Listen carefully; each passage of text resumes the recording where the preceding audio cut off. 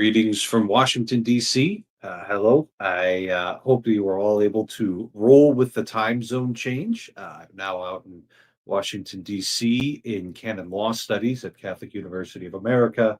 And just got here last week and have begun to settle in for another 12 credit summer. And hopefully everybody's able to adjust to this time zone change here. And this summer I've got a number of classes that I'm taking, but right now the one that I'm in that is so far the most interesting is sanctions. You could also call it a penalties class. And the Catholic Church has the oldest continuously operating legal system in the world. And part of that operation includes church discipline of our own members. And it's just been a fascinating class. I've only had three classes of it so far, but I do think it's all going to be very interesting, especially because this isn't, something that we just kind of hacked together over a weekend. This is our our canon law, our legal system, is based on the very best that the Roman jurists had to offer, that the Roman law had to offer. And there's a lot of Roman law principles which inform the way that we do things. What I think is most important here, or just the thing that's been most salient to me and that I've learned the most about uh, in the past couple of days, is this principle of legality. Uh, Legality, this idea that especially when it comes to dealing out punishments which can sometimes have rather permanent effects. It is very important that we do everything absolutely correctly. That this is not a place for or a time for um, uh, making things up. So, when it comes to the church's disciplinary laws, we have to interpret everything very strictly. We can't look at some other parallel place of legislation and try and supplement our understanding of the church's penal law with some other legislation in a parallel place. We have to apply exactly what it's written according to the mind of the legislator. Another thing is that we're not really supposed to go around inventing new crimes. If you're going to be punished for something, that you need to know that it is or at least have the means to know that it is a crime ahead of time. So, even if you break a law, there's a certain process that has to be followed before you can have a penalty applied to you. All of this to say, at least the canon law, as I'm being taught it, is being taught at a very high standard at a very high level, and it's an encouraging thing. It's an encouraging thing to have these high ideals around our church's legal system and to have an opportunity, hopefully, to follow through on that. And It's actually the dean of the canon law school who's teaching us. Obviously, he takes this course very seriously. And what I've heard is that he's on speed dial for most of the bishops in the United States of America. That he's the one that they consult when they've got a case and they don't know what to do. So, and as I've mentioned on other places in this live stream, there was a major overhaul of uh, the sanctions in the church in 2021. The whole process was begun under Pope Benedict, and it was completed by Pope Francis. And hopefully, it's a good law if we are willing to use it. So let's see what we got going on in the comment sections. Discipline is rather lax in the modern age. Now it depends on who you're ticking off. Sanctions, punishment, discipline. Sure, I'll sanctions and punishment are the same thing. It's not just the Spaniards anymore. We're all getting in on the action. The 16th century Anglican Book of Common Prayer regrets that even then things were not as good on the discipline front as they were in the early church. Interesting. All right. We didn't really have canon law in the earliest centuries of the church. We've got Ron hanging out here. Hello. And we've got good land worker, gardener of soul. A good evening and God bless. Same to you. Everybody's saying hi to each other. I was talking about my canon law studies, but frankly, I wouldn't mind if you came in and distracted me from that.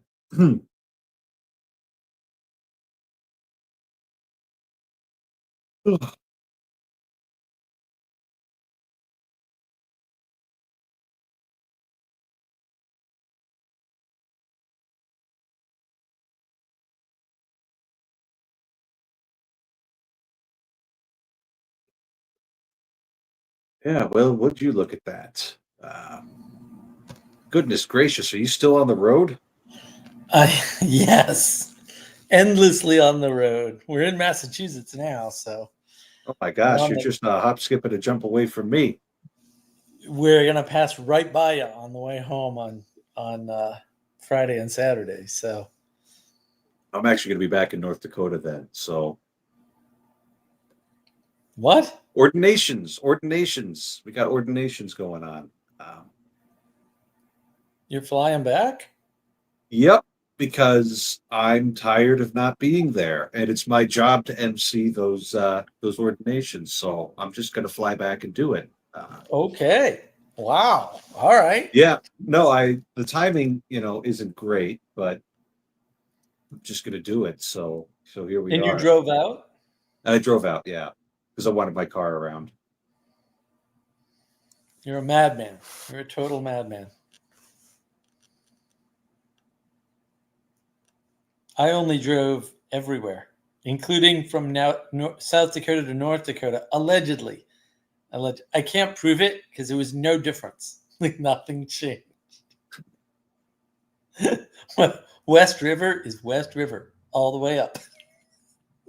No, Hours, nothing changing. I've told many people that they divided the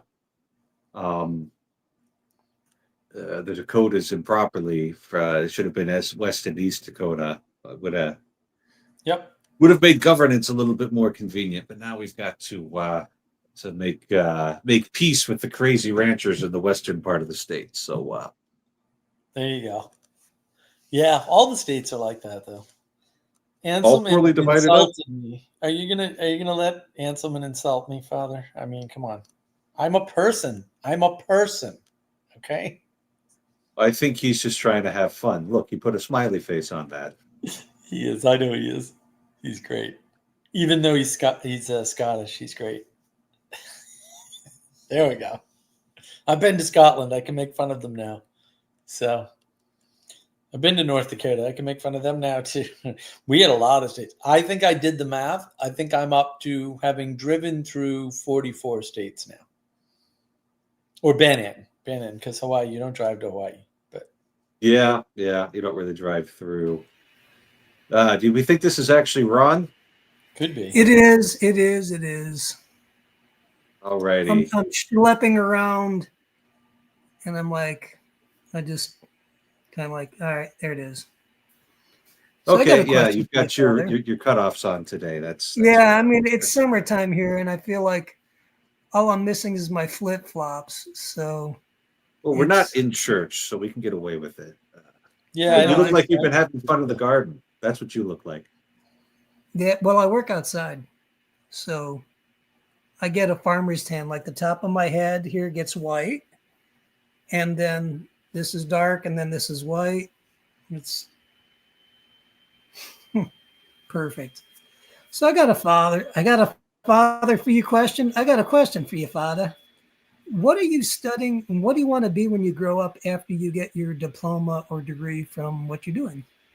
Well, want is an interesting question here, right? So I'm not like super here against my will or like bitter about anything that's transpired or mad or anything like that. Yeah. But if I was offered the choice, I wouldn't be doing this, but because my bishop asked me to, Yeah. and it's useful and I know I'll do a good job at it, I said yes, right? But like Okay. all things considered, parish life is a lot more engaging and fulfilling than uh, administration, especially when it comes to the tribunal, because nobody ever comes to the tribunal with good news. Yeah, yeah. And nobody ever comes to the tribunal with good news, right? So that's just how it So are is. you a cop? Are you a Catholic cop, so to speak? For the I and I'm can't. not I'll be being a canon sarcastic. lawyer, No, yeah, yeah, yeah. and a judge on our tribunal. Like, The bulk of our cases are marriage annulment cases, so we get to dive into people's personal lives and yeah. how they Well, I mean, came together and how they split up. So all it's just kidding not pleasant, aside, fun work, right? I really don't know. Yeah. So I'm Catholic adjacent, and my buddy who's brilliant and Catholic, yeah, I told him who you were, and he goes, "Oh, he's one of the smart guys." I mean, and it was a compliment too. So I didn't know. Like, are you trying cases? Like, So the majority of what we're going to be doing is kind of annulment cases, and oh, there's several different flavors of that, but the one that's the most complicated, the most work, and fairly common are formal case annulments, and we take very seriously Jesus's teaching on divorce, saying that once they've made a marriage covenant between the baptized, that there's no power on earth that can dissolve that. So we right, take that extremely seriously. So, based on our legal and natural law tradition, we could look at the very act of exchanging consent and see if there were any defects in that. Something that should have been there that wasn't there at the time. So, common case would be incapacity, like a psychic natured incapacity to assume the duties of marriage. That this person didn't have the capacity to live a common life on account of mm, some mental disturbance. Could be an addiction, could be mm, a permanent diagnosis like schizophrenia, something like that, that would prevent them from being able to assume these duties. It's since they weren't able to fulfill their end of the deal, we can declare it null from the very beginning. So you can imagine what sort of work that ends up being. Because even dude, when everything goes well, you're still yeah. dealing with very difficult parts of people's You're lives. like you're dealing with. I deal with drug addicts and legal system, and like you're that guy that has to tease apart. Like you're a judge. Oh And wow. and it can be, it can be a little bit difficult because oftentimes the respondents don't want to cooperate in the process. They say, that Oh, was listen. that was years ago. I don't want to deal with this anymore. Bad memories. Oh, So all of a sudden, we're only getting half the story. yeah, And if I can't reach moral certitude, yeah, then I have to say that you're not free to marry. right. And believe it or not everybody in the world waits for the Catholic Church to say that they're free to marry before they No, go you before a kidding me? judge. Yeah. So Right. sometimes I got to be the guy who upholds the law, Yeah, even when it is going to mean rather serious consequences yeah. for people and their lifestyle and their relationship to the church. So it is a rather heavy burden there, and that's Mm, just kind of the everyday stuff that we're doing. yeah. Because in all likelihood, if I ever got involved in a penal process, it would be involving one of my brother priests, perhaps from my own diocese, or perhaps I'll be called in as a more impartial Hmm. expert, witness, Right. advocate. in somebody else's diocese. And anytime that goes, that happens, it's like we're having a bad day. Yeah, yeah. Nobody wakes up hoping to dismiss another priest from the clerical state. Can I give you a quick? This is a joke, but I'm honest about it. I probably would rather have you than anyone else. Oh, thank you. Because you didn't want it. Anybody who doesn't, and there's an exorcist in the Lafayette Diocese, Father Vincent Lampert, really nice guy, and I watched his testimonies, whatnot, and he got elected to be the exorcist by his bishop because he believed in evil, but he didn't want the position.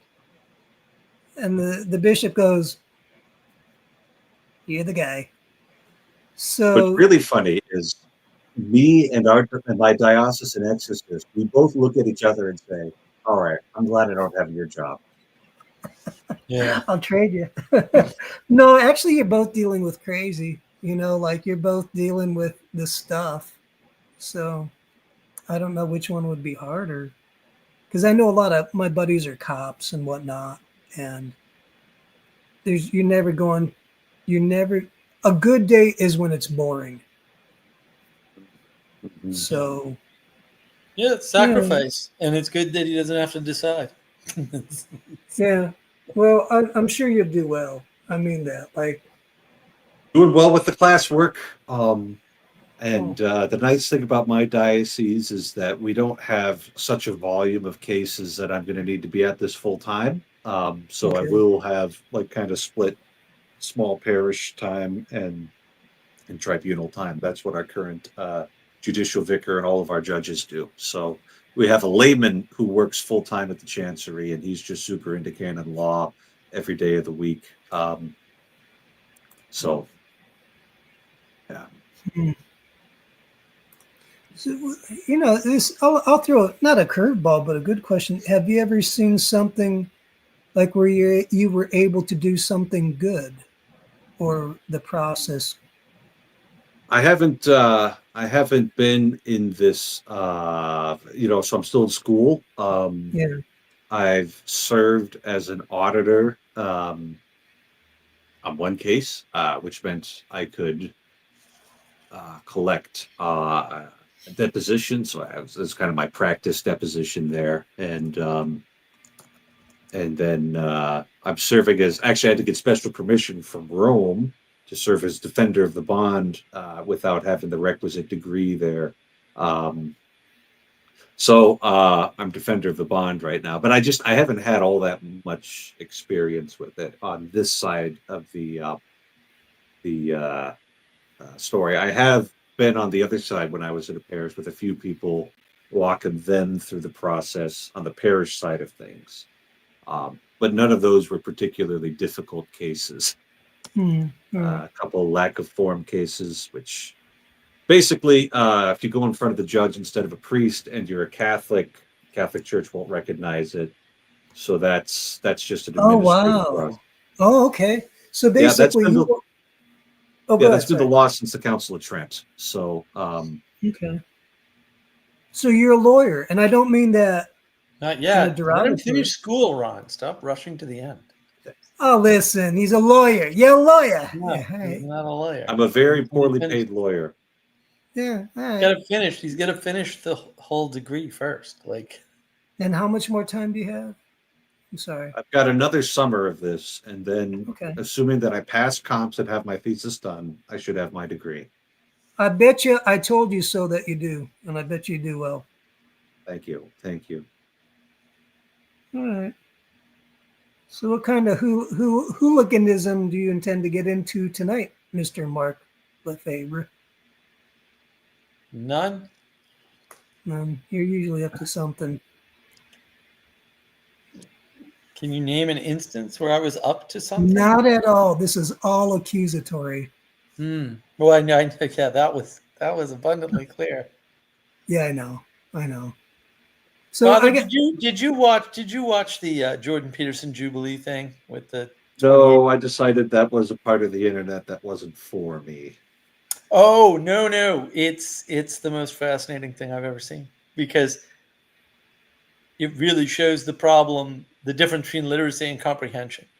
So it's a bunch of people who are highly literate with, I mean, I gotta say, zero comprehension of the English language, for real. And the interesting thing was watching Vanderklay's video with Greg first, and then seeing Greg in the conversation, and you could swear it's two different people, because one of them seems competent, reasonable, like very on point, and then there's the Greg in front of Peterson, and I'm like, bro, what is wrong with your head? Like, he used a word that I don't know. Okay. And then later on in the conversation, accuses Peterson on the basis of common parlance. And I was like, man, he must be the bravest man on the planet. Like that was amazing. I'm like, I've seen some stuff in my time on the internet, but I ain't never seen that. Now, if I understand amazing. this format, you've got one person sitting in a chair in the middle of a room, and then they're Yep. surrounded by a circle of chairs. Yep. And they just keep on like peppering him with questions. No, it's not a debate. Like, that's the problem number one. Nobody knows what debate is anymore. And so they make up something and call it a debate. It's very close to a debate, except it's not moderated. Not a debate. And only one side makes a statement, and it's not, one person versus another, right? Like debates, like you're supposed to measure the audience, right? You're supposed to question the audience on the issues, then have the debate, question them again, and see where they moved. Like, that's the purpose of the debate. Nobody does this anymore, except in real universities, which we have like 3 of or something in the world, I think. Although I can't say which they are. In this case, what they do is they put the person in the center. The power's with the people, of course, because that's a trendy thing that doesn't really work. And one person will talk to that person in the center until enough flags go up and they get voted out, and they swap another person. Now, on top of that, the person in the chair makes a statement, and that's what you're basing everything around. But you only have, I think, 20 minutes per statement. So it's a 20-minute round. And then, like I said, you swap out people within that round based on their argumentation. And it's a really bizarre. The whole thing's a catastrophe. First, they called him a Christian. I'm like, if you mistook Peterson for a Christian at any point, obviously you're just not paying attention. Right? Like, I don't know how you would make that error. But like, Greg's story on PVK's channel was amazing. Like, he understands Peterson better than anybody in that little group. And he never saw him before. He just like listened to a few debates of his on a trip to and from Japan. And I was like, how come he understands Peterson so much better than everybody else in that crew? But he had it bang on. And he had like the perfect story and everything. And that video was actually worth watching just for some context. But I'm going to stand by my decision to watch that one first and then the actual event second. But like there was a guy on there. I'm pretty sure he said he was an agnostic atheist, and I'm like, do you not understand? Are you just dumb with words? Like, do you not believe in definitions? Do you like? I don't know how you get to this point where people say things and they don't work in the language, and everyone just does nothing. I'm like, guys, you could at least point out to him, no, you're not. Right? You could at least say, no, you're not. You're not a Christian What anarchist. exactly do you mean when you say agnostic You're not an atheist? Because those seem like contradictory statements to me. They're It could be polite exclusive. like that. They're mutually exclusive claims. terms, like flat out. Like Christian anarchy, or there's all kinds of social justice, right? Like these things makes no sense for the opposite reason, right? Because one's encompassed in the other, right? In both cases, but like, it's all this misuse of language, and it's like, what is wrong with people? Yeah, well, now here's my question: is it seems like we've got a very high energy, combative atmosphere set up here, and it just seems like the sort of the Jubilee format seems like it's set up to promote sophistry over deep engagement with the terms there. Well, I think promote is unfair. Guarantee is probably a more accurate term. Okay, alrighty. So I'm on the right Yeah. track here then. Yeah, Yeah, you yeah. can't. You're not in an honest, fair system. You don't have rules, and you don't have a moderator. So it's very freeform. And again, it's circling, this pattern of circling that Guy Sengstock and some other clown invented. That is basically this. It's, if you hear the description, it's actually a seance and 0% deviation, right? This is the same format, right? We're gonna resurrect an idea from the center of the table, and then everyone's gonna coalesce around that idea. Okay, right? There's other things also that have that description. We'll say, I think, optimistically call them something else, right? And it's fascinating to me that that's the pattern that we have, is this circling pattern. And I have to endorse Curtis Yarvin somehow, which I hate doing, who had an excellent article, Graymare article on circling, where because he can't write to save his ever-loving soul, but he points out everything about circling, what's wrong with it. And he has this clever trick, which is also a trick I'm familiar with. Read the transcript, don't watch the video. And then when you read the transcript on the video of the circling event that they put forward, it's remarkable how clearly bad it is in terms of what's actually happening. Yeah, okay. So that confirms all of the reasons that I wanted to know about why I didn't want to watch the video when the algorithm fed it to me, and why I will just continue to not watch it. Well, Because there was only one person who basically wasn't there effectively in bad faith, which no one mentions, right? And she just seemed to be a little on the I don't get it side, but she didn't make any errors of like contradictory language or ridiculous. One guy was like, do you think that you can be ignorant of something without disagreeing that it's true, or some nonsensical formula like that? And Peterson goes, yeah, of course. Duh, right? And the guy goes, well, have you heard of some random god, historical Indian god or something? And he goes, no, I haven't heard of him. Why do you hate him? And Peterson was like, what are you talking about? I didn't hate him. I don't know. And the condition of I don't know didn't exist in the kid's head. And I was just like, this is so sad.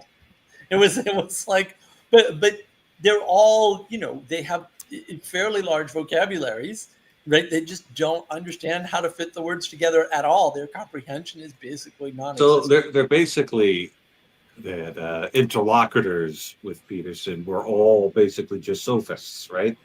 They could sound really good. Yep. But when you dig into what they're saying, it's contradictory. It doesn't have any real substance to back it up. Yeah, okay.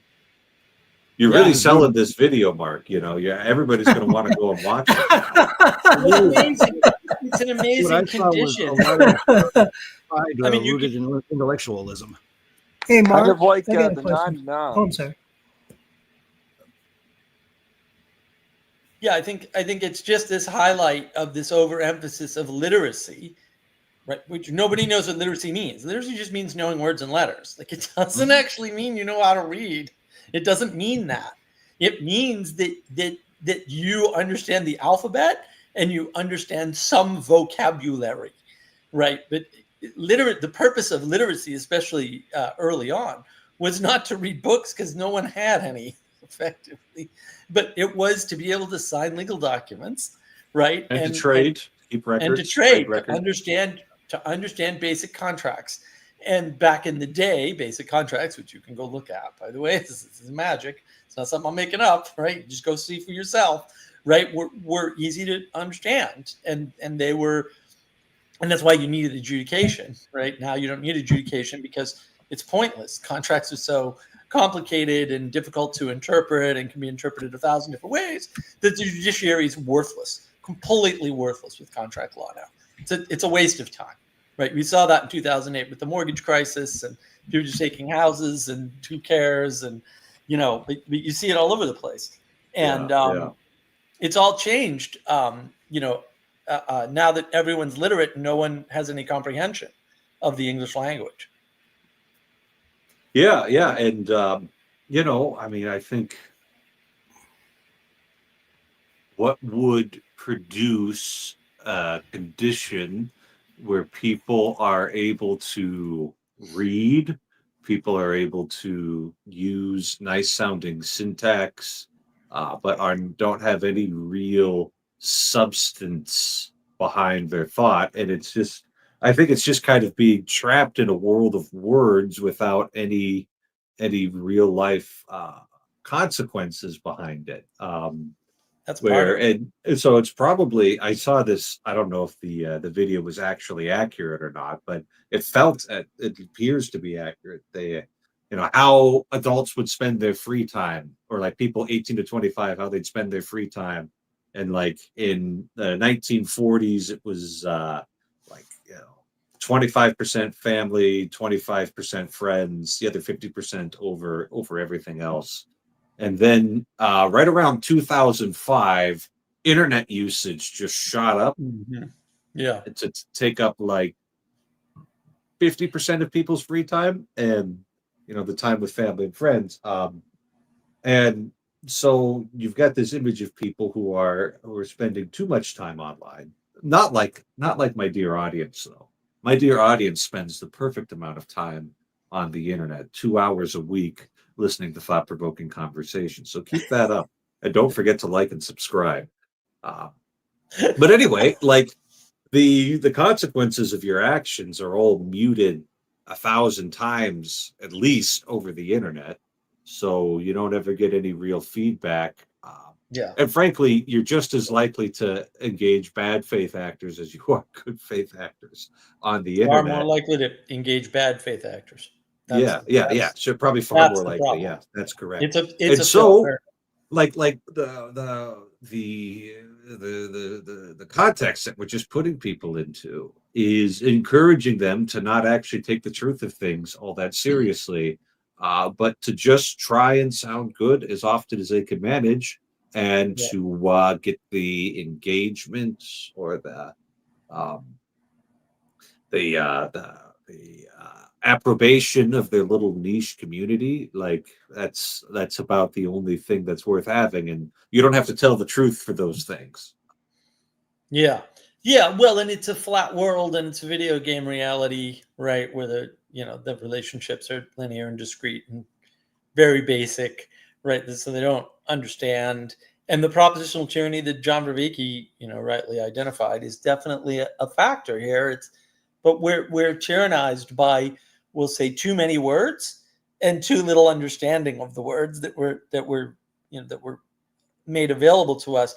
And I mean, I think the fundamental problem is this idea of education, which I can't quite suss out. What people are wanting is formation, right? And it can't be a formation, we'll say, strictly by the schools, even though that's happened a lot. Which has destroyed everything. But on the internet, the only version of truth you have is this flat proposition.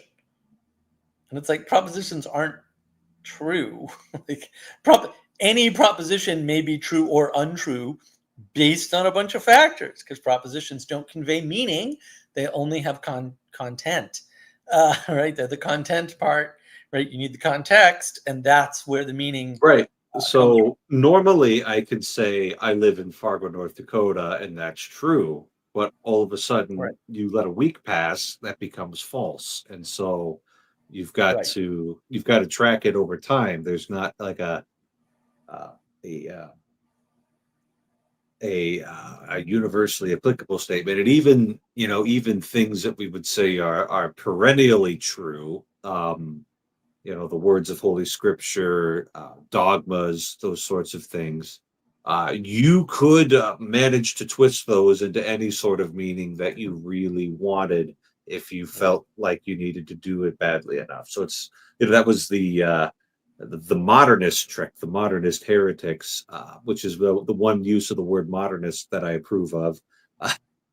They would use the orthodox formulas with an unorthodox meaning and complain when the Holy Office was grilling them about it because. Like, no. I said there's no salvation outside the church. It's just what I mean by the church is literally all of humanity. They wouldn't say it quite that clearly, but that would be the import of their entire system of thought there. Right. So Right. So yeah, the propositions are they're weak and their propositions are weak and they're dead. Right. Well What's said. useful Yeah. about them is they're lightweight and portable. So, we can send propositions all across YouTube for a nominal fee and a little bit of electricity. Now that we have the infrastructure built up and maintained, of course. By the tech slaves, the tech slave class. It's excellent. I think we're on the verge of adding another tech slave class. That'll just be people feeding AI, machine learning models relevance and error detection. Because as we've established many times on this, well, yeah, but I think it's become bigger, and that'll be like a minimum wage job. It'll be like the GPT corrector or something like that. I don't think so. I think they're done with that because I don't think they can anymore because the speed's too high. It's one of the things that happens regularly with technology, especially in the computer space, is that the speed of correction becomes too high. And then what happens is they have to make changes and pray, basically. Now, they don't know this, but ever since Microsoft destroyed the industry by removing testing entirely as a concept that you do before you release software, everything's just moving too fast and no one's testing anyway. So there's no... Everything in the software industry for like at least 15 years now has been based on release time. Like, we got to get the code out. We got to get the code out on this date. And anything that gets in the way of that, including architecture, design work, any kind of quality control testing, any sort of infrastructure, has all been removed and placed in the hands of what must be incompetent software engineers. They maybe some of them are competent at software engineering, although having been there for many decades, no. They certainly aren't good at architecture. They certainly aren't good at infrastructure. They certainly aren't good at testing or writing tests. And then what happens is, it's all release. Release on this date. Release is cheap and easy now. Just release on this date. Just get it out. And that whole quantity idea of more releases more quickly has just taken over to such a degree that all of the other jobs and tasks are just thought of as unnecessary and in the way. I've got something very necessary I need to do. I've got to take 2 minutes and go shift some laundry. So, Mark, you have the chat. Jim, I'll say hi. All right. How are you, Mark? Chat. Good. Hey, Jim, how are you doing? Good morning or good evening, whatever is. What's the time there? Good morning to you in the future. You have not provided me with the lottery numbers yet. I'm very disappointed. How you been? All right. Yeah, I've been on the road for a couple of weeks here.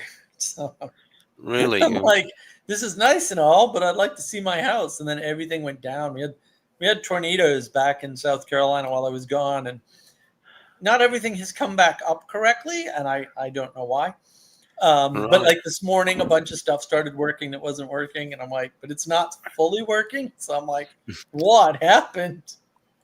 But I had somebody go to the house and check it out. There's nothing, obviously wrong. So something went horribly wrong, and I can't figure out what it is. Yeah, it's interesting sort of noting that you've got that corridor of tornadoes and cyclones and the sort of Midwest, that I was in Appalachian Mountains that section too. That's Yeah. the Midwest is like that. I was in that section too. I Right. went up Yeah. to North Dakota and saw Father Eric actually. So And then- what is interesting is if most houses, as I understand, on mainland, I mean, nice houses, timber or wooden structures. Mhm. But wouldn't you sort of think, hold on, I will use double bricks and stone to build my house if I'm in the path No. of No, a because it's one of those things that people don't understand, particularly about the United States. What determines building style is actually not like it's not only a practical consideration of geography, it's also a consideration of cost. all And right. so the people in the Midwest don't have any money. And so they tend to live in trailer homes, like flat out, right? Just on average. And that's the way it developed, was because that was opened up last, basically, right? The coasts were populated first. What happened was people live in very cheap portable houses. And that's the wrong place in the country from a tornado perspective, but it's also very sparsely populated. You would be All right. utterly shocked how long you can drive and see absolutely no houses. Right. Unlike the coasts, where when a tornado hits on the coast, it's just millions of dollars of damage instantly. Right. Because it's so densely populated. And in fact, we spent a day in Pennsylvania on our way from South Dakota to Cape Cod, Massachusetts, which is a very long way. And the density of houses in eastern Pennsylvania on the New Jersey border was like, I was like, and I lived in Boston, where I lived in the most densely populated city in the world for a while I was living there, Somerville, Massachusetts, more densely populated than Mexico City. That's a good old Irish city, isn't it? Founded by the Irish, I suppose. Wow, man, nothing here is founded by the Irish. No, I know Not what in the you're saying. Northeast, in the South, 1890s, Southeast yeah. maybe, but those are Scots Irish. You got to be real careful, Jim. Oh, right. You don't want to get whacked. They control everything. You don't want you come over here. They control the cops and the firefighters. So don't mess with them. Yeah, people don't understand that. Like down south, no one has a basement. I mean, not no one, but up north, everybody has a basement. There's all these little things about the construction of the houses, and the houses near the coast are all completely different. And yeah, it's very varied. I have a nice little brick house down south. It's completely north-south oriented, which is correct. And that's wonderful, because you need that down south. Most of the houses are oriented to the roads, and the roads aren't grid. It's not a grid pattern in most parts. Yeah. But my house is not oriented to the road. It's oriented north-south, because they knew what they were doing. And if you don't do that down south, there are penalties to be paid that you won't like. Yeah, the heat, because of the sun. The sun's very high in the summer, so having a south-facing window is not a problem if it's facing due south. But then in the winter, the sun comes right in when you need it, because it's cooler. So yeah, it's a whole thing. The brick is good if you have to deal with hurricanes, because like you can throw a tree branch into brick at 35 miles an hour, it'll just bounce off. But it's not good if you have to deal with earthquakes. Right. Brick is very weak against earthquakes. So they built a lot of architecture early on in San Francisco out of brick, because that was what was cheap and in vogue, or just what people were doing. And then when they got hit by the first big earthquake, it really, in San Francisco, the Great Disaster. Yes. Yeah. So, early 20th century, I think, isn't it? Yeah. 1920s or something like that. Was it the San Francisco earthquake. Was it that late? I thought it was earlier, but they didn't have another technology. So like Chicago, which I drove through. I've been there once before, but I drove through Chicago. That was interesting. Chicago has all these steel buildings. Why? Well, Because they hell of were a- right on the Great Lakes. They could get steel shipped in real easy. No. It was way more fundamental. Steel wasn't a thing, right? Until Carnegie figures out how to industrialize the Bessemer process. And then what happens is you have the Great Chicago Fire. All the brick buildings burned down, all of them. It's all gone. The city's complete wasteland. It looks like it hit by a nuclear weapon. And then they rebuilt, but now steel was a thing. And the steel I-beam, I think, had just been invented. And that's what I saw in Pennsylvania, actually. This is at the Canal Museum. They were showing some of that. And then the museum, we went to the steel stacks over there, which only closed in 1999 or something. Amazing stuff. Absolutely amazing stuff. It's just an Irishman. Well, shh, don't tell anybody. It's not also true. I hope that's funny, Jim. I hope that's Yeah, funny. of course it is. Yeah. Oh, yeah. I like Okay, that. okay, good. We don't want to I love offend that. our Australian. No. Well, it's interesting, sort of similar to America. The Irish were frowned upon in the early colony. Yeah, Uh, yeah. And I mean, there's various, if you do historical research, signs actually, in 1920s and 30s, Irishmen or Catholics and dogs need not apply for a job. Actually, on the windows Yeah. of shops, it was So some just of that's overstated here, apparently, but yeah, it would definitely. But the Irish got all the good jobs, so because they did all the hard work. they suffered a lot. Yes, Yeah, it's but they're part not part weak. of history. Part of history. Yeah. They're not weak, and they don't care. Yeah. Trust me. I've been to Southie of Boston. They don't care. They don't care at all. Insult us all you want. We're still the cops and the firefighters, and we built the railroads, and we ran the mills for a while out in Lowell.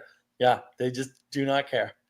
Do not even. You can't insult an Irishman. He just doesn't care. I mean, he might kill you, but he doesn't care. Like ultimately. So what is happening with Bishop Martin in Charlottesville or Charlotte or whatever? You know, Yeah. I've read some of the so there's two things going on. Just to brief the audience here, there's two things going on. One of them was an enforcement of Traditionis Custodes. Let's say 6 months, about 6 months before it would have actually been necessary, right? So they had dispensations to celebrate their traditional Latin masses in the parish churches until October, and you could reasonably say, hey, we got a new guy in there. Maybe he's going to give Cardinal Rocher some different directives in the so like, well, why wouldn't you just wait, and see what Rome has to say about that? Yeah. But the Bishop Martin did not wait for that, but instead implemented it, and leaving some people, let's say, 2 hours away from the nearest traditional Latin mass. So that would cause some people to be very upset, we could say. And then the second thing, which has really generated a lot of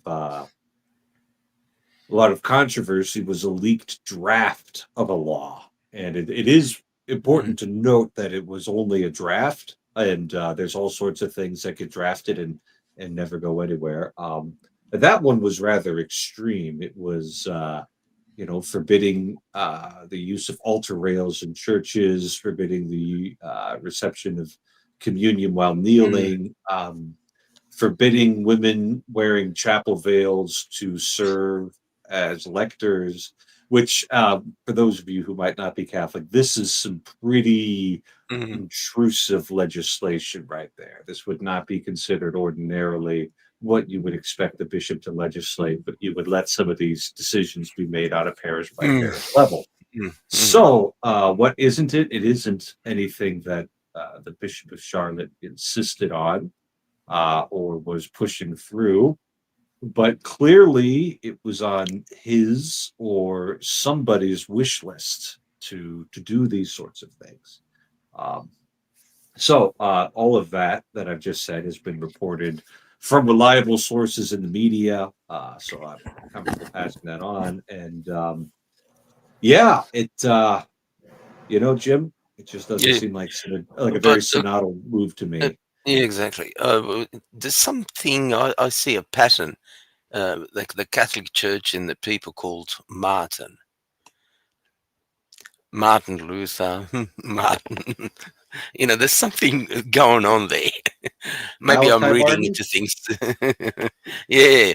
Oh, Malachi. Yeah. Well, he's a famous. The Jesuits. There. I've got his books actually. I also wrote.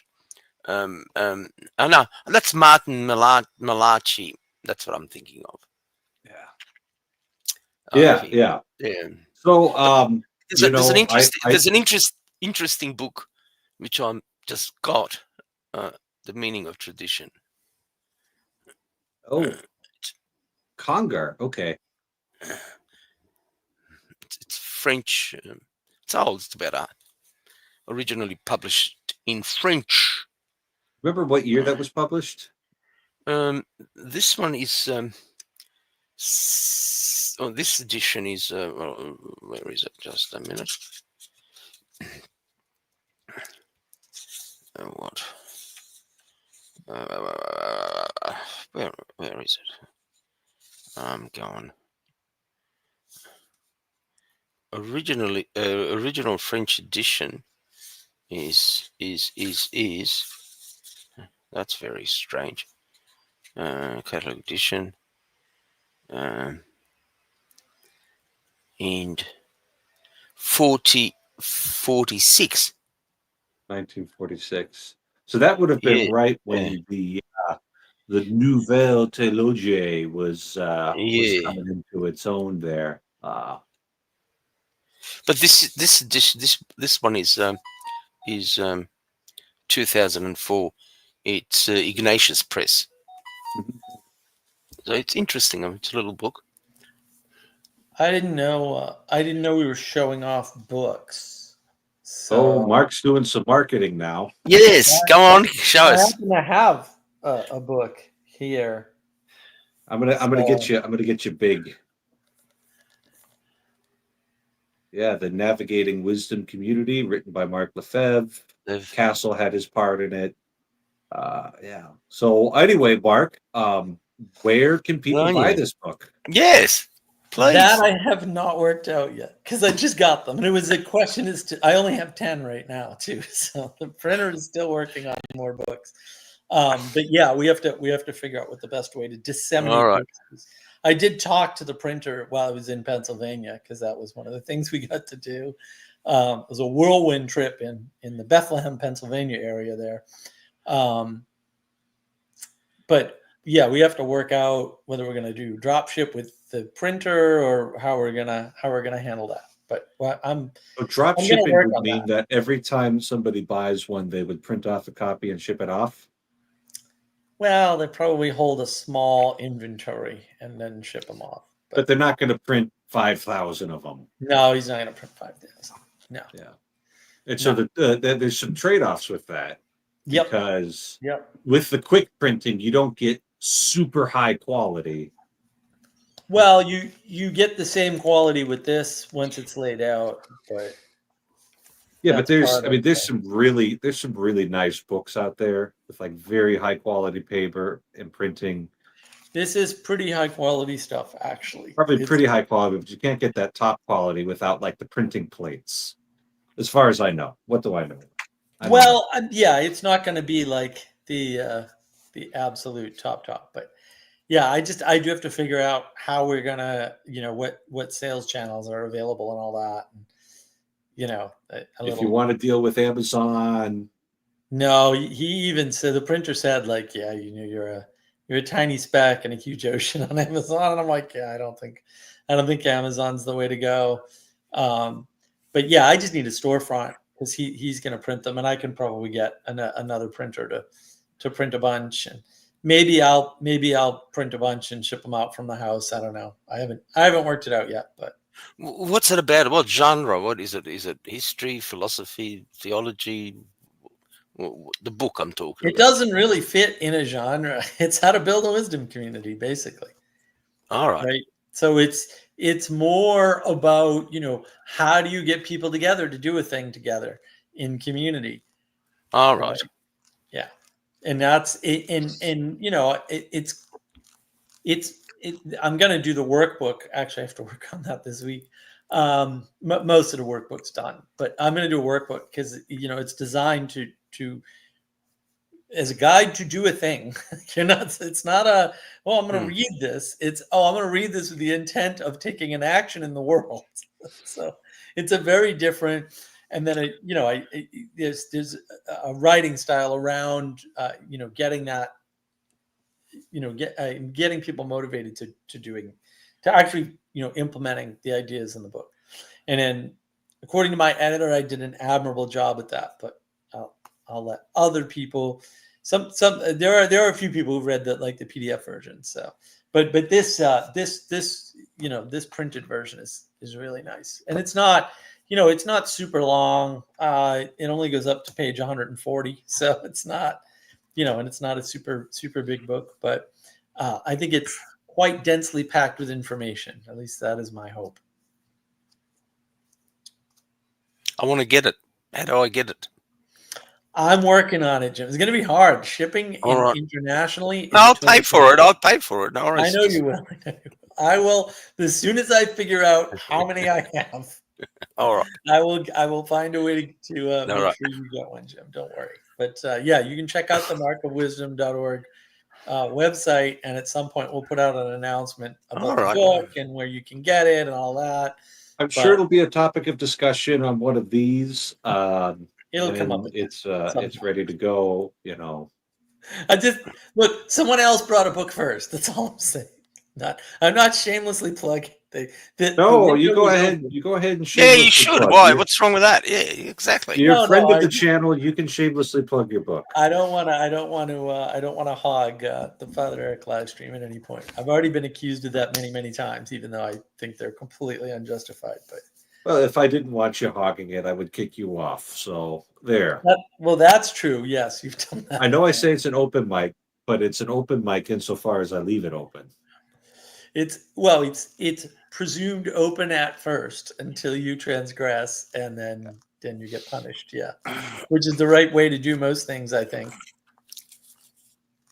This sort of sphere, you don't need to have a super high barrier to entry for this. Yeah. So anyway, that's the advantage of the internet. The advantage of the internet that people don't understand is not engagement at all, but it is reach. Reach is, and if you can master it, there's a trick to doing reach, or there's several tricks to doing reach on the internet. That's where the internet has leverage over everything else, is in reach. You can actually get eyeballs on something to a lot of people very quickly, cheaply, and easily. And that, it could be a plus or it could be a minus. It could be Pornhub, right? So, right? People don't think of it that way, but engagement, the internet is terrible for engagement. Like all the internet engagement metrics are so atrocious compared to every other medium that it's not even worth talking about. But it's so big that a less than 1% engagement rate is still a huge number of people if you'd get the reach right, which is getting increasingly more difficult. But people don't understand how these things work. Unfortunately, it's much like the problem we talked about earlier, where we have lots of people with very high literacy rate and a 0 English comprehension rate, like actually none. They just don't know how to put words together, and they don't understand the rules of language, and it's a real disaster in the making. And some of the formulations that people come up with, like agnostic atheist, I'm just like, why am I living in this? Why am I being tortured in this way? Well, that's such are the times. And speaking of anybody just logging on, this will be starting at 7:30 Eastern time instead of 7:30 Central time for the duration of June and July. So I just noticed a little uptick in our viewing metrics and our engagement. So wondering if some people. So if you missed the first hour, sorry about that. but I'm not going to stay up an hour later than I want to because of this to try and keep the same time. That's right. You're into summer. We're in winter. That's right. Mhm. Yeah, but he changed time zones. When I was out in the ridiculous time zone, I didn't, I just got up at the normal time. It just happened to be a different hour on the clock, so, which works out really well for us because we're late risers somehow. So Yeah. So here we are. Speaking of the internet and reach and all of those things, I've heard from a few people and saw a YouTube thumbnail that indicate that people really are growing deeply dissatisfied with the quality of Google search results. yeah, And that they greatly prefer to use something like ChatGPT or Perplexity in order to find anything. yeah, Um, they're better. Yeah. The Yeah, entire that's internet's not a changed. surprise. What you had was a flood of a certain type of search. And so for years, it was a battle of the spammers versus the non-spammers. And so in the very early days of SEO, back when I was an internet child, it was tags. And so people would use this thing called meta tags on websites. And the meta tags got abused because people figured out you just put the same tag in 100 times and uprank your web page automatically. And then it's been evolving from there ever since. And, to the point where I think this is still true. The second largest search engine on the internet is YouTube. Right. Because it is so much content, basically. Yeah, well, I don't know that it's the best, but it's certainly the second largest. And what happened was the mechanisms that are available for you to use are all known and have all been abused. And because it's an arms race, that system just hit its end. And so it's impossible for Google to fix Google search results now without doing a content deep dive. Well, a content deep dive was impossible until LLMs. And now it is at least possible. Now, how long it will last until people figure out how to tweak the game the AIs? LLMs. Yeah. Right. Well, they already have to some extent, but things like that, like momentum is a factor. I have a video about that on navigating patterns, by the way. Momentum is a factor, and the momentum it takes to get enough people going. It's not a large number, though, right? Because corruption spreads very quickly. Before it becomes corrupt, that's harder to understand. Is it 50 bad actors? Is it 500 bad actors? 5,000 bad actors? And how long does it take for the bad actors to multiply? These things are, hard to know. There's so many little communities on the internet. You don't know who has what reach and where the signal's being sent, right? And so, like, I knew a guy a while back. He would do these. He had a small YouTube channel. I think he had maybe 250 subscribers. All his videos had 10,000 plus views. And the reason why is because he was on the Reddit communities. And that's how you get views. It's one way to get views. You go to the Reddit communities and you hang out there, which, is time consuming. And then you post in the Reddit things. And then when you have a video, you post it and you get thousands and thousands of views off of something like that. Whereas, assuming it's a bigger subreddit. Right. Well, not even, because the thing is that Reddit's full of cross-pollination. So really, okay. Right. But see, people try to understand these things in the flat world, and it's like, no, it's not audience equals. It's not even close. It's potential cross-pollinized audience is the best way to say it. And that's extraordinarily hard to calculate. And I think there are people out there who have that information, whether or not it's being applied correctly from a data science standpoint. I don't know. Like, a lot of people didn't notice. They still think like Jordan Peterson's biggest video is his biblical, his original biblical lectures that he did in Canada. And that's clearly by numbers just not true. But a lot of people don't know how to analyze the data correctly. I actually talked to Paul Vanderklay about that probably about 3 years ago now, and pointed out to him, no, I did that data science thing because that's one of the things I know how to do, and it's pretty clear.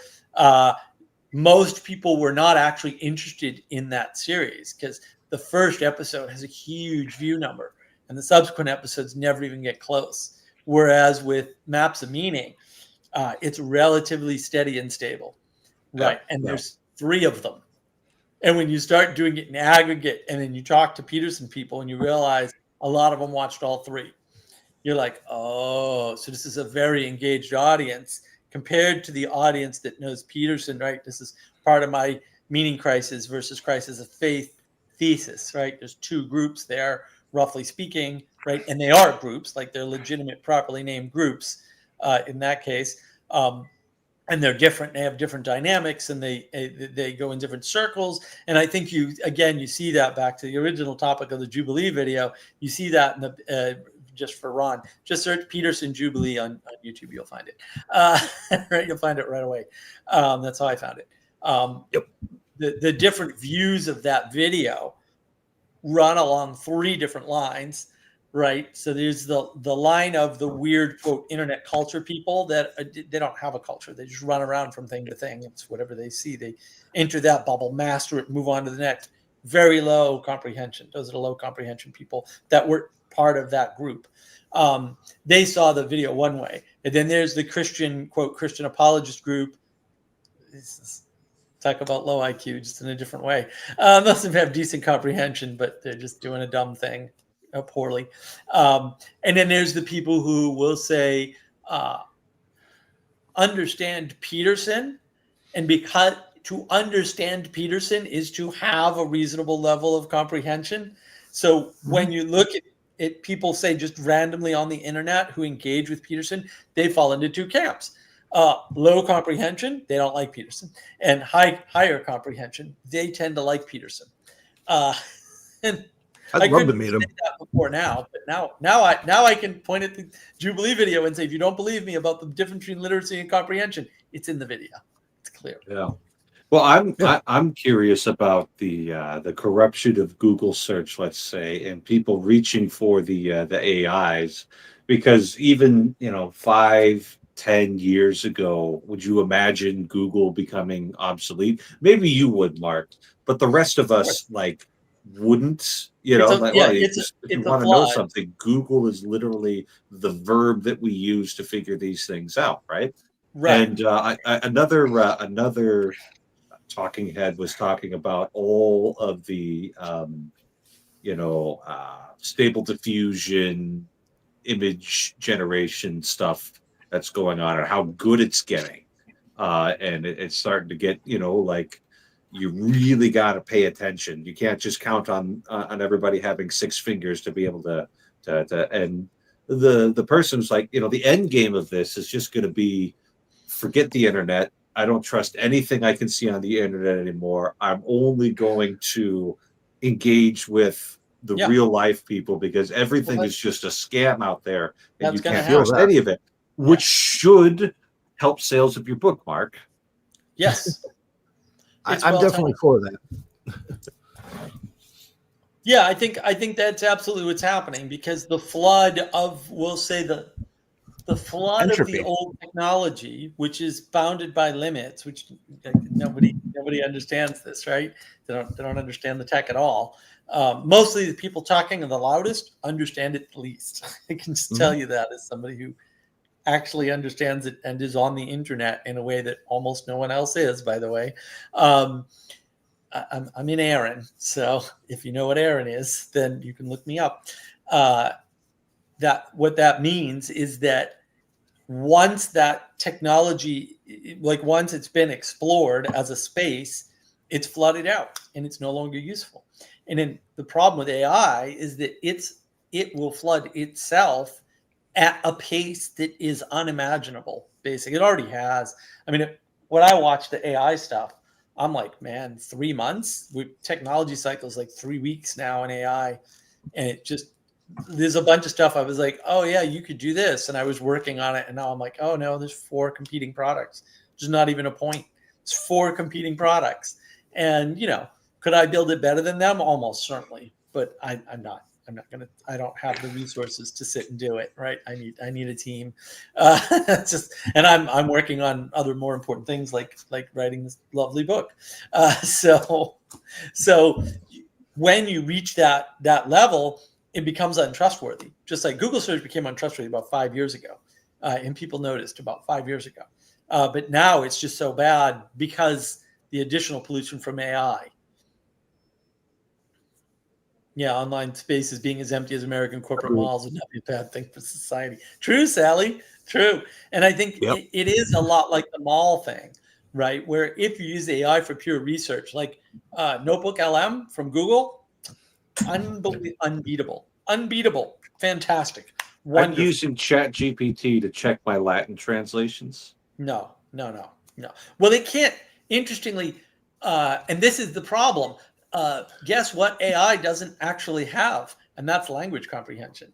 And so this issue is going to be the issue. Like it's going to be the issue. And you see this in the hallucinations, right? So if you look real carefully what hallucinations actually are, most of them are just the AI smashing two words together that don't belong together because they use word distance. And the thing about word distance is, first of all, it's only good if you have a highly comprehensive corpus, right, of good texts. But that's not what the AI has been trained on. I can just tell you that right now. I could beg to differ. Grok has very good comprehension of language capacities, even if you're using slang and whatnot, but it also has the entirety of X to draw from. Yeah, Grok is horrible. Right. Yeah, Grok is absolutely horrible. It's really good at certain very specific things, and you ask it very basic questions, and it gets it so horribly wrong. It's like, oh yeah, we can tell you were trained on X, where all the morons are. Because man, I've actually so to combat Protestants by using it to illustrate both the Catechism and Scripture and say how they work with one another to completely negate what misinterpretations Protestants have put out there, and they literally have no way to argue with it. And everybody who's read into it has agreed it's basically what the church is teaching, word for word. It's bizarre, but it works. I mean, it's a tool. There are lots of instances where AI can do a reasonably good job, especially with very small data sets that are very consistent, like the one you mentioned, which would be small and consistent, right? Arguing with Protestants is so easy. I don't consider that a feat of any particular renown. No, they don't have any arguments, right? Okay. They have misunderstandings. What are the Mark, what are the potential dangers of AI? Well, because it doesn't have true language comprehension, because every word has a distance to every other word. So nobody thought about that, right? They're like, well, what's the distance to the word, right? And then, well, maybe there's one word in between or something, but it's usually like a the or a to or something, right? What that means is that it will smash words together in random fashion, much like the original program Eliza by, I think it's Weizenbaum who wrote it. It's the same problem because he already did it. Like this is the thing that everybody likes about LLMs has already been done. You can do it. You can write it yourself in BASIC and in about 3.5 hours or something, maybe less. It's not that hard to do, right? And the illusion is created by the human actor, right? But AI does that on steroids with automation, and so and a super large corpus. But because it doesn't know, like it can't self-correct its own training. And so the one thing that AI is especially bad at, ironically, and people have noticed this in written articles already about this, is programming. AI can't code to save its ever-loving soul. Now, sometimes it writes very good code. Like even in the early days, I said, well, I need a script to get all the titles and descriptions and other publicly available web scrapable data off of my YouTube channel. And it wrote one in like, I don't know, 45 seconds. And I was like, oh my goodness. And it worked like right off the bat. And I was like, that's amazing. Right now, obviously that's been written 100 times. Right. And it's a very small niche thing. And so there's a very correct answer and it's very well known. So there's only, there's a few variations on a theme in the training set. So it's very good at stuff like that. But if you actually ask it to code, it will write invalid software in any number of languages just like that. And programming languages are highly comprehensive, right? You need a high comprehension and cohesion when you program.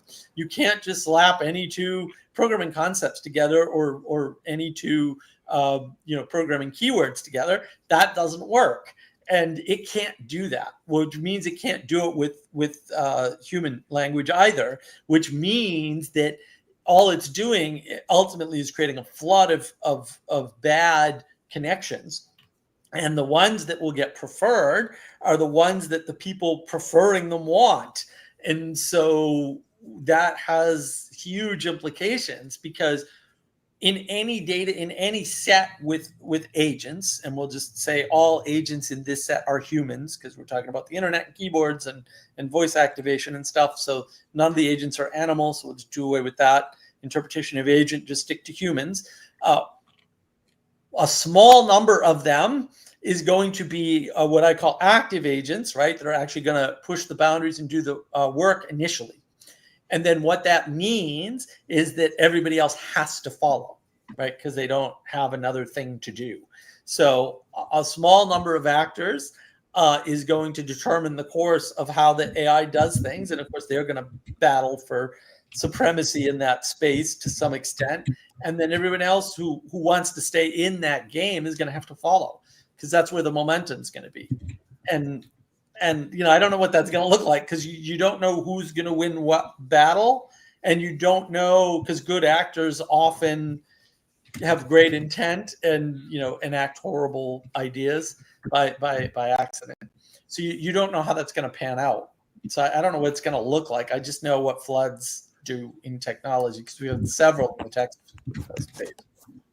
Now, based on the argument you just gave us, Mark, I think me using ChatGPT to correct any errors I may have in translating this book, Rideau's Incuridium Liturgicum, on account of it, probably, you compare the English data training set that would have been used in whatever model of GPT I'm allowed to have without paying for it, versus the Latin. The Latin's going to be a lot smaller, written almost exclusively by professionals, and most of them churchmen. So I'm thinking that it's going to be able to, because it pointed out a few, like, oh, well, this is an idiomatic phrase that you translated incorrectly, and it just means lock, and it's got this fancy Latin name for some reason. They use this fancy Latin term for it. So I'm just going to keep on doing that, and it's going to work. So on small data sets that are mostly curated by experts, AI is going to do really well. Yeah, it's going to do really well in small spaces. But in early AI, that was called the domain problem, and we haven't gotten rid of it. But what we've done is we've abstracted out the domain problem with large language models, such that, and this is why prompt engineering is a thing, right? What they're saying is, if you know how to frame the question, you can get better answers out of AI that are actually useful. And that is true. Mm-hmm. Right. Yeah, absolutely. That's really the key to it. I mean, even when I was saying before about using it to help clarify confusion with Protestants and whatnot, I would go in and I would directly type in, make sure this is rooted firmly within the teachings of the magisterium, the catechism of the Catholic Church, and Scripture, all in conjunction with one another, and come up with a response to the following misconception and clarify. And I just put 2 links in the private chat. You'd be amazed at what came out of that. And that was that's actually, I think, one of the uses for that, because it's going to be drawing heavily on the catechism. It's going to be drawing heavily on things published on Vatican.va, which there's a large number of it in multiple languages, so they would be able to draw all that together. Exactly. So it could be a useful research tool, for people. To maybe draw up some information. But as with all knowledge and all information, it's only as good as the people who are using it and the ends for which they're using it. So we're still not getting away from the need for wisdom. Absolutely. Right. And that's if you use it for research, it's really like Notebook LM, like it's just so amazing because it only uses the sources you put in. And like I put in all the Peterson stuff, not all of it, but I put in, I think, 2 of the maps and meanings and a couple of random maps and meaning alike Peterson videos. I did all the Vervaeke Awakening from the Meaning Crisis, and I can just ask it questions about those series and get really useful answers out of it. And because I have timestamps, it's cool because you can go to the referent timestamp and actually listen to exactly what was said. Now, what it can't do, or it can only do sometimes, and this is something I would work on if I had the resources, which I don't at the moment. Maybe when I get back home, I'll set everything up again. Is finding inconsistencies. So I asked it. I got the Gerard talks with David Cayley in there, and I asked it like, okay, what does Gerard say? Now, the problem here is I am relying on my memory, which, while it is unbelievably excellent by all standards, is not perfect. So I have to go back and find in the transcripts, which I had to extract by hand, which is a pain, whether or not what I remember is completely accurate. But what I remember from the talks is that he very subtly over time changes whether or not he goes from guilty scapegoat to neutral scapegoat to innocent scapegoat. Right, that's a psychological trick. It's very common. A lot of these guys use that. I'm not sure they're using it maliciously. I think actually they're possessed basically of their own little ideas. But it didn't find that, and I'm fairly sure that's there. I have other questions. Actually, I could do that while I'm here because it's all online. But I have other questions I want to ask it too. Like one of the other things I discovered about Gerard in some of my research there was there's no negative case. Like one of the problems, everything's positive only, and so there's no like righteous punishment for anybody from any source. Like no one gets punished. No one needs to worry about their bad deeds because basically there's no negative consequences for anyone for anything. And I think that's that's part of the problem, right? That's the hippie Jesus Gnostic heretical cult, basically, right there. Or the invisible Christians, Karl Rahner nonsense from the that was taught in all seminaries in the 1960s, 70s, and 80s, and that's how we got here. So, yeah, there you go. Yeah, it is interesting, that pattern. I noticed it, like I said, looking at Gerard, and I was like, wait a minute, this is a bigger pattern. And it's like, what's going on? And then I started looking, and I'm like, why do I look at these things? It's always a disaster. I'm like, no, I didn't want to know this pattern was out there. But yeah, it's very clear the no punishment, no consequences pattern. I think that's what I'm going to call it. The no consequences pattern. Anybody can get away with anything because there's no consequences, because hippie Jesus is all right with me. It'll be fine.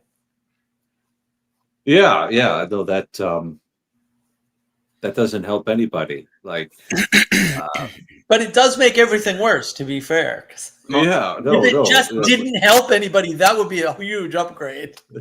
My question is, being totally ignorant of computers and AI and current technology which is heading, is, as I see it, I could be totally wrong.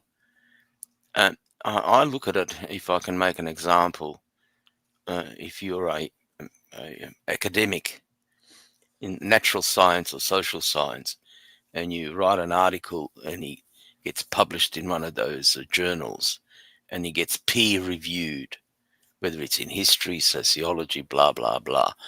So you are being praised or acknowledged by your peers in medicine, biotechnics, whatever, anything, any academic journal.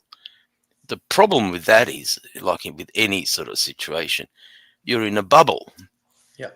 You're being, tapped on the back and saying, look at what a nice, bright, innovative, young, intellectual lecturer, professor, whatever.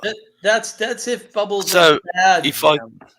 So if I can transpose, if there's any critical, and let's go back to Galileo, and I mean, everybody knows the story of Galileo. He says, like, it's the sun, the Earth goes around the sun. It's not the other way around anyway. Everybody knows that.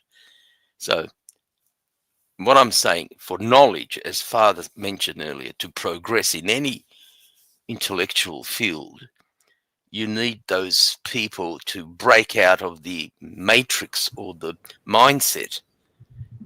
Now, getting back to AI, what my understanding is, it's humanly created, and input of whatever information is in there. You mentioned Google, you mentioned whatever, and we take that as being the gospel truth. So, one of the things which I really hate about technology, if it's not on, you could easily chop and change. If you've got a mobile, any sort of gadget, computer, you can be manipulated advertently and inadvertently.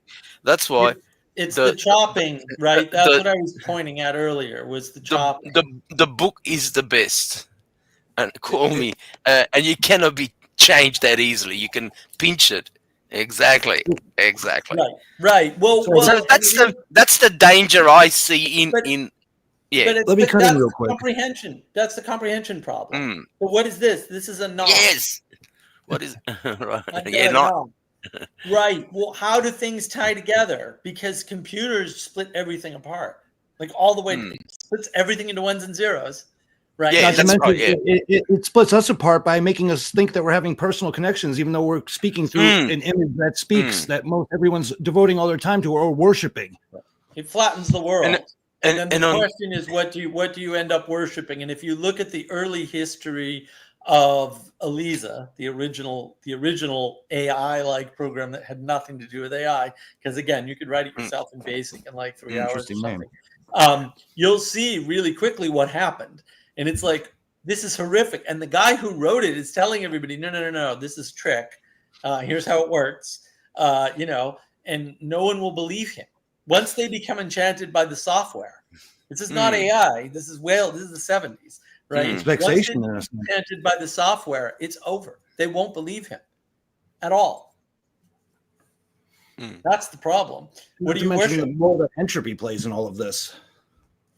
Like each of these systems that we come up with eventually is going to degrade through chaos, and then from order to chaos and into entropy and whatnot. And then by the time we get there, it gets, like you were saying before, it's all over the place with all this different cross pollination to where there's no real defining features to it anymore, and it's easy to get lost in this mix of who knows what we're looking at. That's the flood, and the comprehension is what's important, not the parts, right? But random comprehension that emerges, we'll say, from below, which is part of this emergence is good movement that guys like Dr. Vervaeke, and Jordan Peterson himself were sort of stuck in, because it's a scientific thing, right? You divide everything up and then things emerge from the divisions you made. It's like really genius.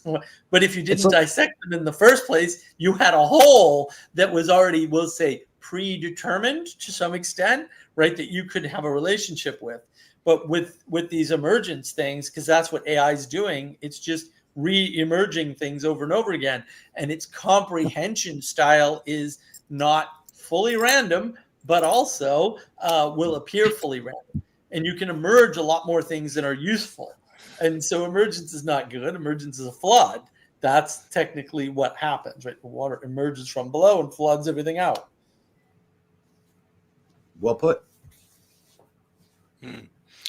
So I mean, basically what we are doing with, not we, right? Because my audience is, of course, very responsible and practical people who would never fall in love with the work of human hands, with eyes but they cannot see, ears but they cannot hear, with lips that they cannot speak. Their makers will come to be like them, and so will all who trust in them, right? I'm not worried about my audience falling into that. But people do get enchanted with this, and it's basically just a more sophisticated version of idolatry.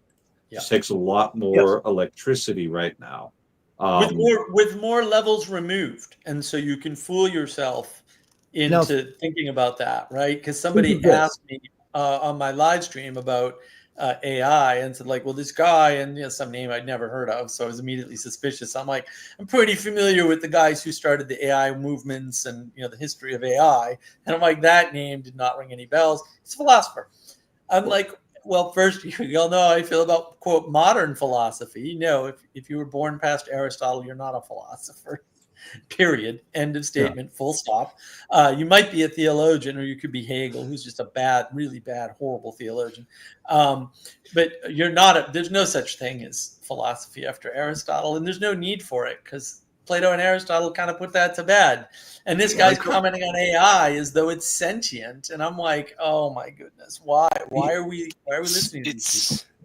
It's interesting. Sorry, go ahead.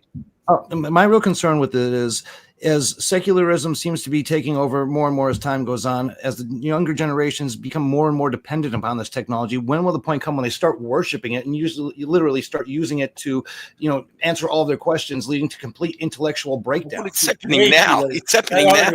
Years ago. It's happening now. Oh boy, they already have they already have the AI girlfriends. Like, you think your AI girlfriend is the real thing? It's way worse. Like, all right, we had a guy. Would it be safe to say that if I didn't sound like one of those, it seems like it's the time of the times, like I wouldn't be a proper watchman here? Because that definitely, a lot of this ties into a lot of things I've learned over the years. Especially, Second Timothy has been coming to mind a lot lately in terms of the overall, general vibe going on with people. But we had a guy years ago on the Vervaeke Discord server who had one of the early AI girlfriends, and we were like, dude, don't do that. Like, some of Vervaeke's work, you've listened to Peterson, what are you doing, right? And he got totally burned by it, and it was a bad scene. Like, bad things happened, and that would and this is the excuse the sciencey people use, right? Like, well, I was the first generation. Now we've learned from that, and we're going to move on. And I'm like, all right, how many dead bodies in the wake, right? Because there's always a question with self-driving cars too, which hopefully we've put to bed now, because you can't. It turns out it's impossible mathematically. I knew that years ago. I don't know why they took 10 years of failing to figure it out. Well, how many dead bodies? No. How many dead bodies do you want to do before you say no? How many souls? Well, apparently, I've got a friend who's involved in the research industry, and he thinks we're on a cusp of getting rid of all the drivers, truck drivers, taxi drivers, personal driverless. Well, that's, I don't know. Well, he gives it about 10, 15 years. That's what he said. I don't know. They gave it 5 years. 12 years ago, and the guy who said that finally figured out, a car can't make a left-hand turn. No, you can't make a left-hand turn based on data. Like, if you drive, pay close attention to how you take a left-hand turn, and you will figure out pretty quickly why a computer will never be able to take a left-hand turn, because you would require a random number generator, and collisions are a thing. And you're basically condemning people to die if you make a computer make a left-hand turn. It's that simple. So maybe we can have self-driving cars, except for when we need to make a left-hand turn. Well, a lot of money was made in the right-hand turn only's algorithm for UPS, for example. Does that mean we'll never have a self-driving car in NASCAR? Yeah, you can do that. We're talking about full self-driving, but would a different engineering question just be highway self-driving? Yeah, well, that's the problem. Like, people don't realize how long we've been able to make planes land and take off with a computer, way before AI, because it's a real easy problem to solve. Because the context is very well known, and it's very regular, and it's very controlled. And it just turns out that when you have that, it's not a problem anymore. I've always thought that these self-driving cars are never going to be able to handle a Walmart parking lot or like a Costco on a Saturday morning. Right. Like, too much chaos going there. But like the Ohio Turnpike, like we could probably handle the Yep. Ohio Turnpike. So Most that, of the that would, roads, right? And all the money in self-driving cars, all of it, because everything else will have to operate at a physical loss for sure. I don't know why these people don't do basic arithmetic on their stuff, but is in trucks on the highway. That's all the money, right? But that problem was already solved in a better way. It's called trains, and so we just reopened the train lines and solved that problem much cheaper. And trains are far more efficient than trucks for cargo, especially for large amounts of cargo. Like, it's insane how much more efficient they are. And the only thing more efficient than that is possibly canals, which again, I went to the National Canal Museum, so that was interesting, because water transportation is cheaper. Right. And except for oil, where pipelines are the cheapest, or really any fluid you can put in barrels, pipelines are the cheapest. But basically ships are cheap, trains are cheap, pipelines are cheap. Everything else is pretty horrifically expensive, especially if you do cost in aggregate. Like the federal highway system is horrifically expensive, and trucks, and it's horrifically expensive. all right. Yeah. So my real question is, am I going to be able to, read a book on the Ohio Turnpike? That's what I want to know. That's what people in Teslas do now. That's, and maybe Tesla self-driving for highway, like on the trip I just took, would have been nice, because I could have actually done some work. On the other hand, I really like driving. So, like my first trip out to Southwest South Dakota, middle of nowhere, that I did in the convertible, like there's no way I'd trade that for the world. That was wonderful. I enjoyed every hour of that ridiculous, 24 and a half hour drive, or whatever the hell it was. It was wonderful. But on this trip, there were spots but then the spots you want it most, like outside Chicago and Indianapolis. Chicago and Indianapolis are actually the same place, unbeknownst to me, until I got there. It's just one big sprawl. First of all, you hit Chicago about 20 years before you get anywhere near the city. And then you just stay in Chicago forever, well into Indiana, which I had no idea about. And I'm like, right on. I've got. This is the first time you've done that drive. Oh, yeah. I've never done it. Never did that drive. Yeah. Oh, okay. That's you didn't know that? No, because Thunder Bay, I went to Sally's house first. And then when I went back, I went over Lake Superior through Canada. And I came down through Sault Ste. Marie to get to South Carolina, which is why I like the Thunder Bay trip so much, because although that was a hell of a lot of driving too, this was more driving. You believe we had an oil change the day before we left, and we're going to need one when we get back? I do believe that. 5,000 miles at least. Yeah. You maniacs drove 7 hours in the car to get lunch with me. Yes, wow. I had to do some of the driving back, but Sally did most of that driving. But yeah, all the driving and the driving and the driving. It's at least in Sarah's car this time. I have a question for you. It's a bit off topic from this, but it's something that's been on my mind the past 2 days heavily. On social media, I've recently seen that this is the month of the celebration of devotion to the Sacred Heart, correct? Yes.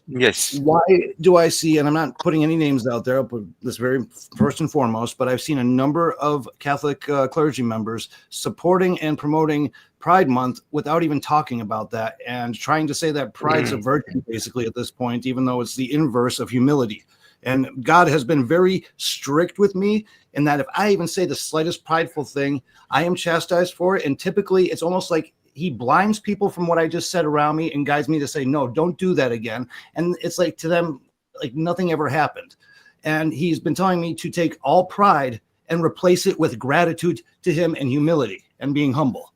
And right now I see a lot of the opposite going on right now, and it being perpetuated almost as if it's a virtue, but people are trying to argue, well, language evolves and it means something else now. That doesn't make any sense, though. The word is sacred. It must be held sacred. It means integrity. I mean, language evolves to a degree, but things don't change to mean completely other things without lose their entire original context. Well, there's a procession here in Sydney, procession on Sunday, 22nd of this month. So if you can Google it, I shall be there from St. Mary's Cathedral from Martin Okay. Place through the city to the cathedral. But anyway, I totally agree with this gentleman. Well, What you just said. It's yeah, perversion. It's those James Martin types. Well, let me I'm add gonna one other try thing it. too. One other small part. I'm sorry. Another thing I've noticed too is that all of this is directed right towards a certain community of people with a certain lifestyle, which is detracting from the peripheral vision of pride within other aspects of our life, almost like the enemy is using it as a tactic to take this obvious thing, make us look this way, and ignore it everywhere else within our own lives and different Yes. parts of our Yeah. lives. Welcome to Well- spiritual warfare. Oh, yeah, Well, absolutely. Father- Yeah. Deep cover, Father- spiritual Father spec ups. I've been saying that for Okay. years. So I was asked to answer this question, and I will attempt to do so. I believe the way you framed the question was, why are these clerics doing this? And it is rather incomprehensible to me why you would do that, because I'm right there with you. Pride is one of the 7 capital sins, and usually regarded as the most serious of the sins, and the one that requires the most work to repent from. And so, you won't ever see me waving a rainbow flag or going to one of those parade marches. And if asked, I will always say that marriage is between a man and a woman, and God gave us our reproductive capacities for the context of reproduction. All of that being entirely and always taught by the church. So we've got that. We've got the church's teaching, which is settled and clear and useful for each and every single one of us, and we should be grateful for that. Yes. There's a different question that comes about when it comes to our engagement with people who seem to be a little bit confused on social media specifically. And, the social media algorithms, as far as I can tell, will reward the controversy that is stirred up by certain people, because that's good for engagement and reach and all these other things that the algorithm people could tell us about. So it's no surprise that you would see this pop up on your social media feeds. There's not much you can do for about a cleric who's under somebody else's authority and not your own, in terms of actual sanctioning any kind of legal sort of thing. So really, the only thing that is useful would be to pray. And I know that sounds like a real pat answer, but I know the prayer. yeah, and I'm in Washington, D.C. this summer. In Washington, D.C., I smell marijuana far more frequently than I do in North Dakota. And, I walk back and forth to class, and it gets under my skin. I don't like it. It smells like crime. But I've decided that this summer, I'm not just going to be angry about it. I'm going to, every time I get a whiff of that stench, I'm going to offer up a Hail Mary for the person who feels the need to addle their senses and pollute the air in order to feel normal. So that's certainly, if you're going to be engaging on X or whatever platform these things come up on, that could be a useful thing to do. But if it really is something that's agitating you deeply and disturbs your the peace that the Lord wants to give to you, you may want to consider backing away from the social media, especially those places that you find most inflammatory. I've been off Facebook for a while now. YouTube and Discord are about the only social media platforms that I'm engaging with right now. And God help me if I ever start running my own Twitter account, because it will bring out the absolute worst in me. So I'm not sure how helpful that is, but maybe you found something useful in that. That's pretty much what I'm doing. So I guess I'm on the right track in that regard. Okay, good. Amen. Yeah. Thank you. I was gonna say when it comes to progressive Christianity and progressive Catholicism, I know we were talking a little bit earlier about sophistries, and I think that that's one of the most compelling sophistries is progressive Christianity or progressive Catholicism, because oftentimes what they'll say is they'll say things like, "Oh, well, Jesus said love one another, so that means every sin in the world is now acceptable." But they make it sound so convincing. Like they make it sound like, "Oh, Jesus just wants us to, be one big, just be They happy turn a king and into a hippie, tolerant." and they don't realize tough love is a thing too. Right. But they also don't realize God doesn't act against his own order. I mean, there's also that as well. And so whenever I hear like people on Twitter and they say, "Oh, Jesus would be in favor of this whole pride thing," I'm like, "Oh my gosh, Jesus would not be against the order that he created." He spoke out directly against pride. That was literally the first celestial sin. That's what caused the Right. fall of the angels and whatnot. So I mean, I don't know if that came before or after Adam and whatnot, but if it did, that would have technically even predated original sin in a Right. celestial sense. Right. Well, and Yeah, and yeah. Saint Paul says in Romans chapter 1 verse 20, he says that we can understand God's law based on observation of the natural world, and we can observe in the natural world that sex is very clearly made for the purpose of generation. And obviously when you There are have a few outliers in regards to that, in regards to both black swans and even penguins have been known to have lifelong monogamous homosexual relationships and raising abandoned chicks. So, I mean, None if of you're you gonna are look at black swans or penguins, so but it's Well, you rare. are a perfection man is who not can the order goal. himself reasonably. right, but But also it turns out it's an imperfect world. I've so. watched too many documentaries.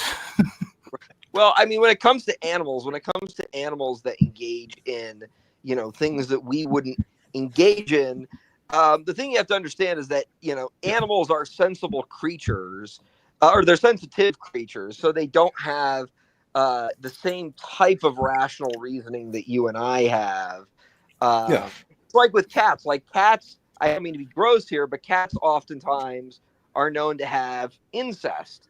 Now, Oh, yeah. we as humans say that's kind of gross. But again, a The cat genetic doesn't problems it identify causes that with because humans rather than felines. a cat I mean, is it's a basic. sensitive creature. It's basically a misunderstanding of the word natural. When young Mr. Catholic enters the chat and says, "Oh, I've got all of these natural law arguments," and then Right. your interlocutors say, "Well, what about the black swans and the penguins? Huh? Aren't they out in nature?" And it's like you're equivocating those two uses of the word nature. Right. Yeah.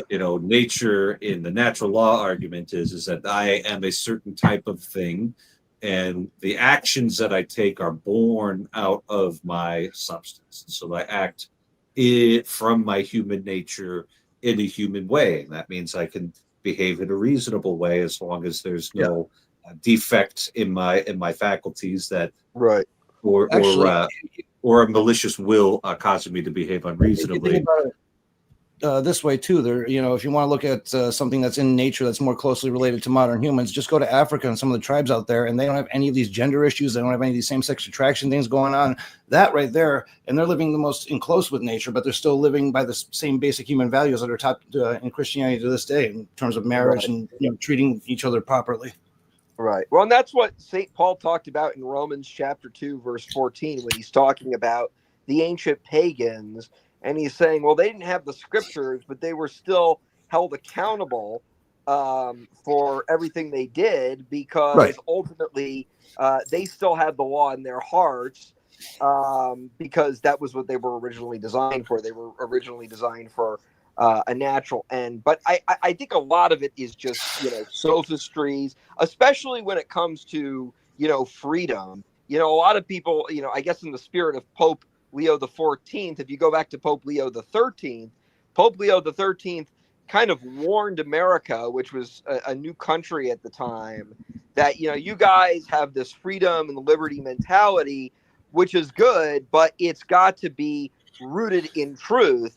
It's freedom to do what you Yeah. want, not freedom to do what you want. But I feel like the latter narrative has kind of prevailed in today's society, where it's like, the Masonic side took over rather than the church side overall. right. It's, I want to be a cow. I want to be a cow.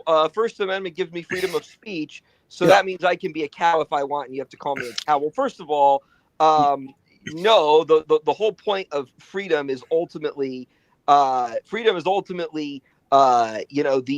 assistance in helping you get to your natural end. That's ultimately what freedom truly is.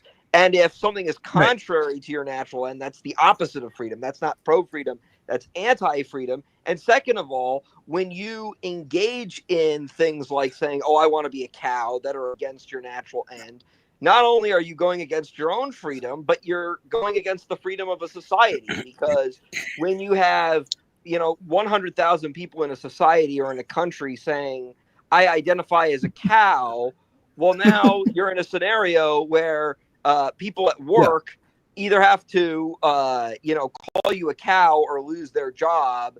Not to mention, I could say that I identify as a rancher, and you need to come with me to go to the slaughterhouse. Right, Exactly. It is. You're going to get branded too. It is interesting, if I can say. You mentioned Pope Leo XIII. When we have had our current Pope Leo XIV, I sort of conjured in my mind why the name. I didn't know much about, and still don't much about Pope Leo XIII. And as I understand, his warning was about industrial revolution.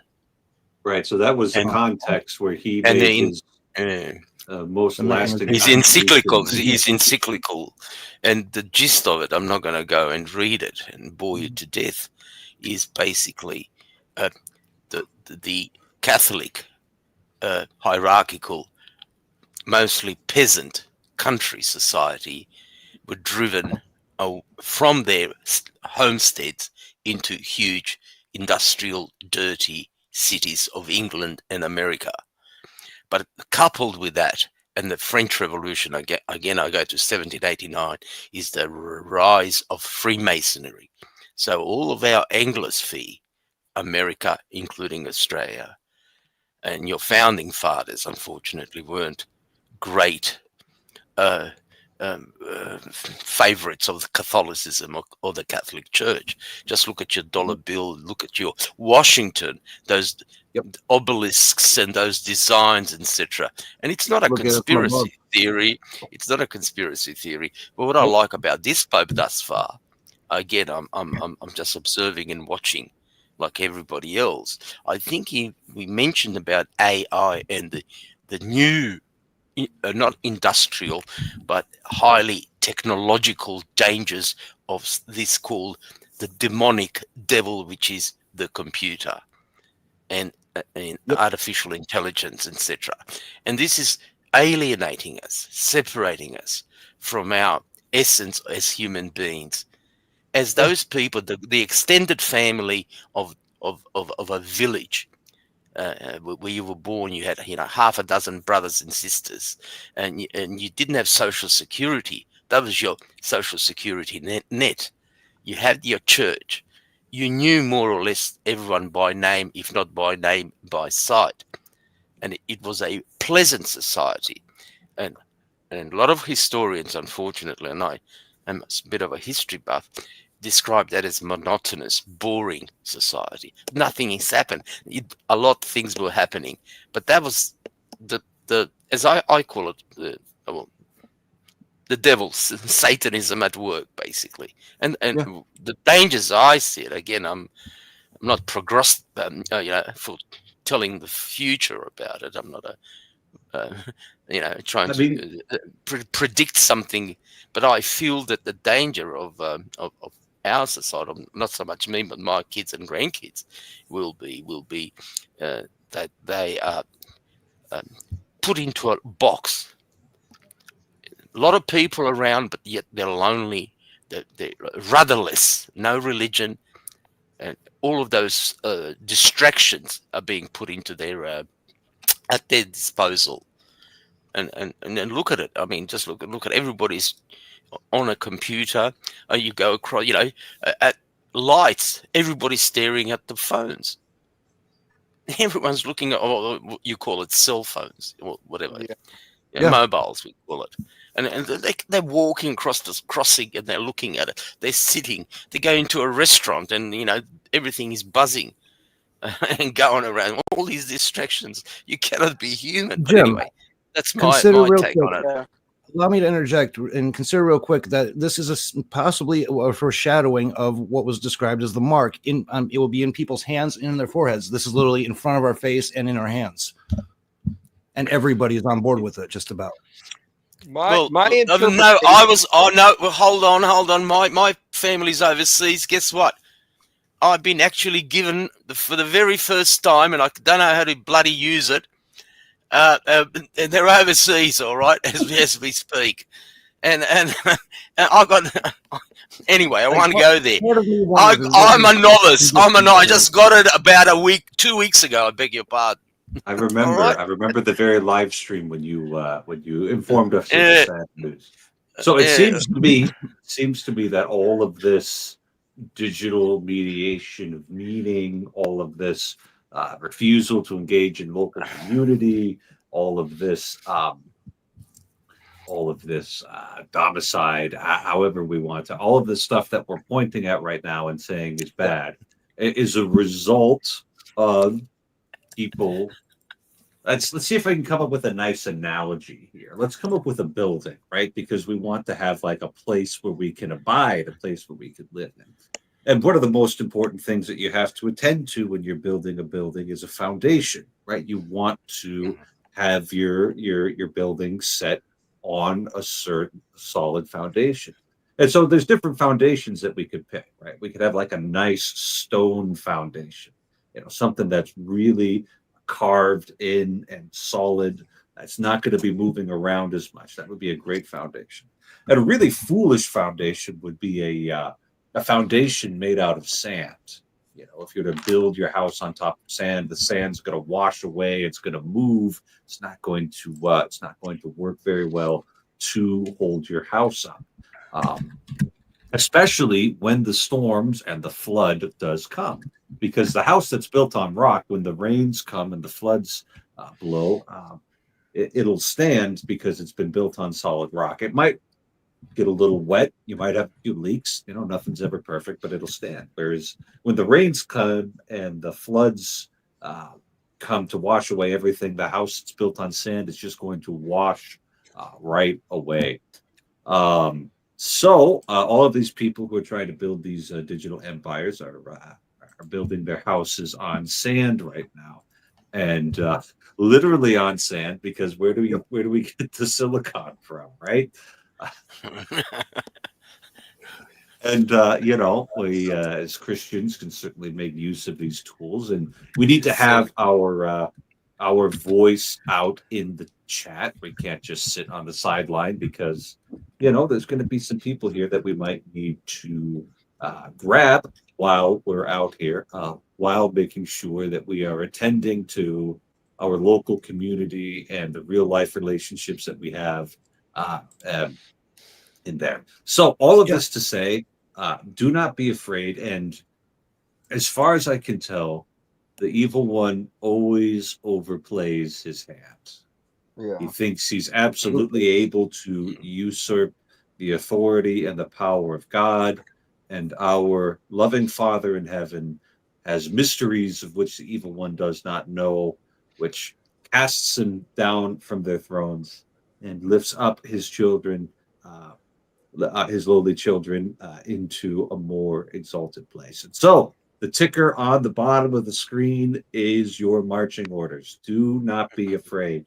Things might have to get worse, but God is absolutely in charge, and we nuclear bombs could go off around me at this point, and I would be overjoyed knowing that our Lord is coming soon. Amen. Amen. And guess what has come already? The sun has set and night has fallen, and rational creatures would go to bed under such circumstances. So, good night, and God Good bless night, you God all. bless. Remember that we're in Eastern time now. So, Yep. God bless, guys. good night. God Good bless. night. Good Have a night. Great night. Take care.